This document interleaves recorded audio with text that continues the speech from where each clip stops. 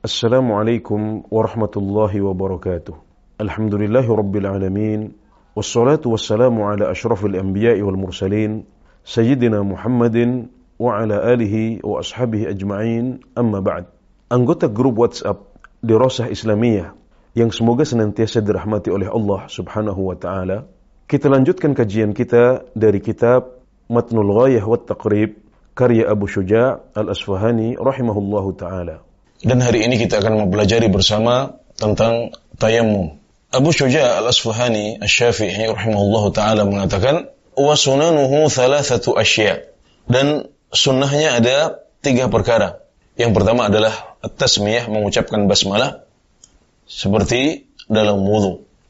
Dan hukum-hukum tayammum ini banyak yang dikiaskan ke bab wudu, termasuk hukum tentang mengucapkan basmalah ini. Kita mengetahui bahwasanya basmalah dalam mazhab Syafi'i juga sunnah dalam berwudu, dan menurut sebagian ulama hukumnya adalah wajib. Dan maka hendaknya kita memberikan perhatian pada mengucapkan basmalah ini dan tidak meninggalkannya. Dan dengan begitu insyaallah ibadah tayammum kita akan menjadi lebih sempurna. Kemudian yang kedua adalah wa taqdimul yumna 'alal yusra, mendahulukan anggota tubuh yang kanan sebelum yang kiri. Dan ini sesuai dengan sifat Rasulullah sallallahu alaihi wasallam yang disebutkan dalam hadis sahihain, kana yu'jibuhu tayammun fi tana'ulihi wa tarajjulihi wa tuhurihi wa fi sya'nihi kulli.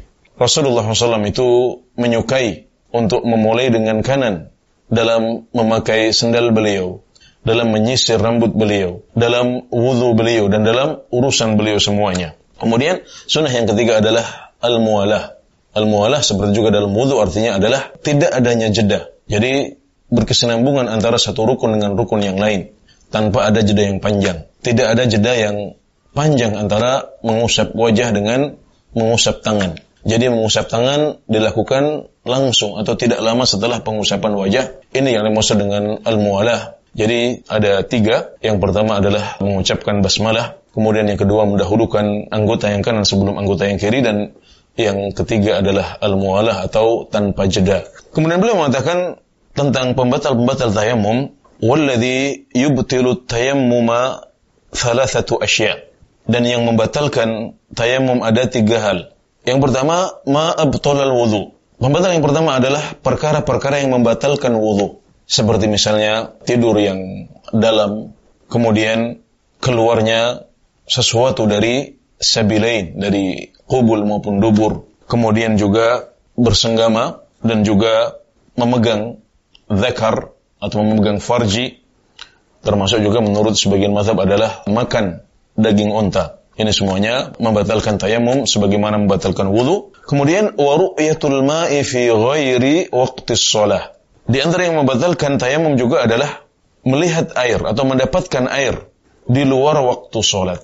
Artinya kita menemukan air sebelum kita sholat. Kita menemukan air sebelum kita masuk dalam sholat.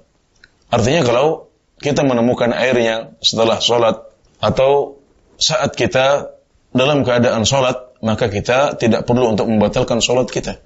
Dan sholat yang kita lakukan dengan tayammum tadi sudah cukup. Kita hanya batal tayammum kita kalau kita mendapatkan air sebelum kita masuk dalam sholat. Ini yang dimaksud oleh beliau. Dalilnya adalah sabda Rasulullah sallallahu alaihi wasallam dalam sebuah hadis riwayat Tirmidzi dari Abu Dzar, bahwasanya Rasulullah sallallahu alaihi wasallam bersabda, "Innas su'ida at-thayyiba tahurul muslim wa in lam yajidil ma'a 10 sinin." Sesungguhnya tanah yang suci adalah alat bersuci bagi seorang muslim meskipun dia tidak mendapatkan air selama 10 tahun. Kalau selama 10 tahun dia tidak mendapatkan air, maka boleh baginya untuk melaksanakan tayammum dengan tanah atau debu. Dan kemudian di akhir hadis Nabi Muhammad SAW mengatakan, فَإِذَا وَجَدَ الْمَاءُ فَلْيُمِسَّهُ بَشَارَتَهُ.